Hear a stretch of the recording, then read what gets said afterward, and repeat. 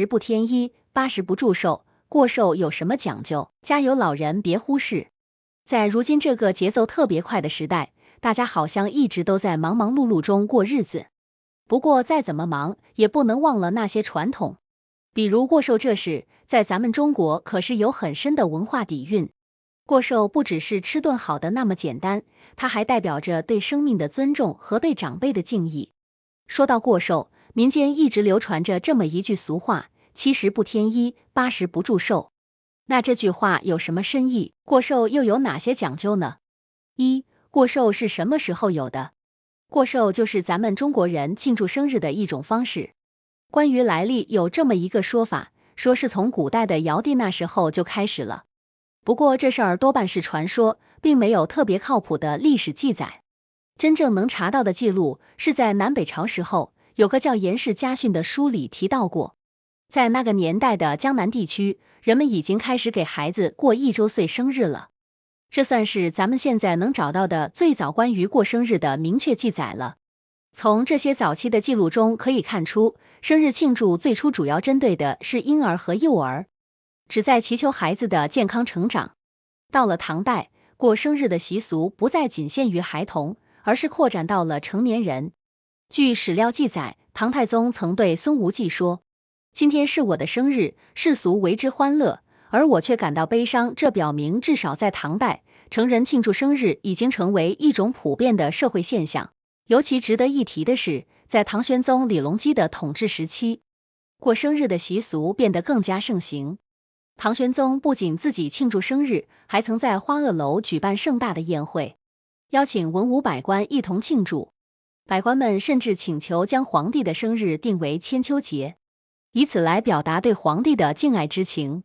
进入宋代以后，过寿的习俗在民间更加广泛的流传开来，尤其是在宋朝后期，由于朝廷内部出现腐败现象，官员之间盛行相互庆祝生日，下级官员必须准备礼物向上司表示祝贺，这使得过寿习俗逐渐变得复杂且带有一定的商业色彩。尽管宋高宗赵构曾试图通过颁布禁令来遏制这种风气，但在秦桧掌握大权之后，过寿的风气再次盛行起来。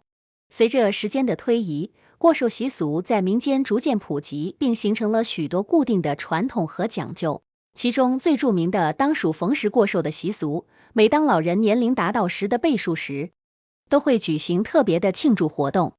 这是因为数字9在中国文化中被视为最大的数字，象征着天长地久和长长久久。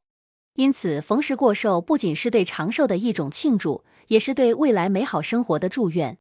到了现代社会，过寿的传统还是保留下来了，虽然受到西方文化的影响，比如现在过生日会吃蛋糕、吹蜡烛、唱生日歌这些，但是咱们中国人过寿的一些传统习俗，比如敬老爱老的意思，还是没变。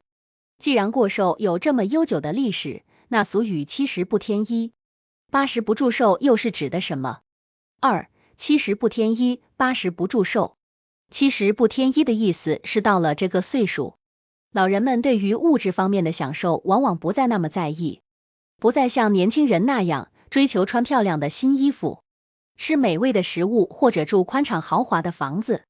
他们的心更多的放在了精神方面，比如回忆过去的美好时光，享受子孙绕膝的天伦之乐，或者静下心来思考人生的种种经历。所以到了70岁以后，子女们就不适合再给老人添置新的衣服了。这并不是说子女们不再关心老人的生活，恰恰相反，这是一种对老人内心世界的尊重和理解。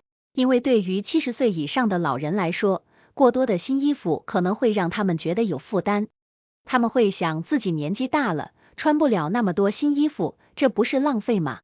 而且他们也可能觉得子女给自己买新衣服要花费不少钱财，心里会过意不去。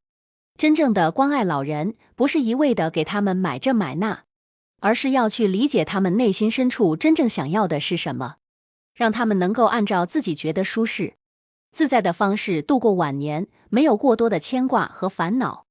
到了80岁，老人们通常都已经经历了人生的风风雨雨，对生与死的看法比较淡然。这个时候如果办一场大张旗鼓的寿宴，可能会让老人心里不太舒服。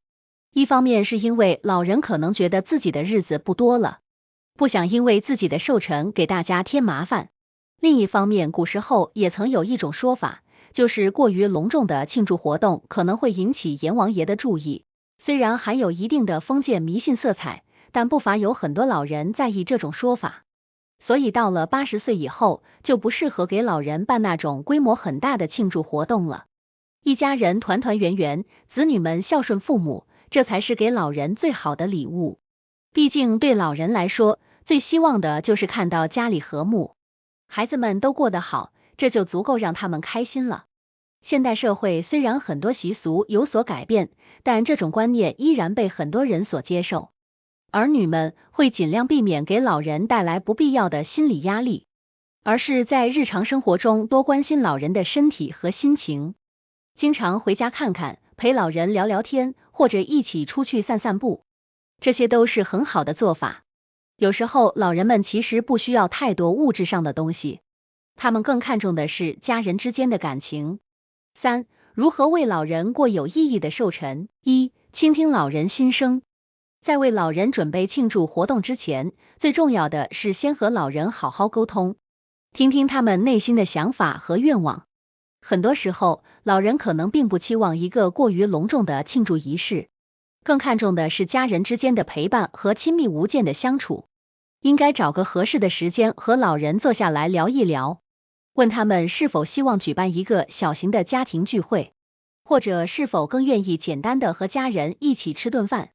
有时候老人可能只想在家里安静的度过这一天，和家人围坐在一起，分享彼此的故事和回忆。还可以询问老人是否有特别想做的事情，或许他们想去某个地方走走，或者想见见某些多年未见的老朋友。了解这些细节后，我们可以尽可能的安排实现老人的心愿，让他们的生日变得更有意义。考虑到老人的身体状况，可能无法承受长时间的活动或者嘈杂的环境，因此在计划活动时，要确保老人能够轻松参与，避免让他们感到疲惫或不适。2. 融入现代元素。